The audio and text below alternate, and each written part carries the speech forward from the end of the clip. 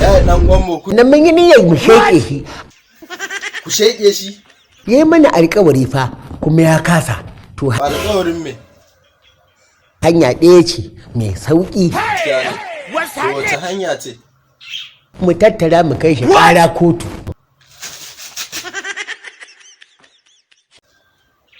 Yaya baban nan za a kai kara? Ni na bar ku lafiya. Dan gwari faɗa mai gaskiya dai. Wannan ba dukiya ta mu ba. Idan ta kai ta kara sai menene? Ka faɗa shara ni. Kunan aje kotu din. Kada ka bari aje kotun nan. Kai ne fa baka da gaskiya. Saboda dukiyar su ce? Kai musu alƙawari fa Alhaji. Na musu alƙawari din nan ba cikin hankali na nake. To shikenan.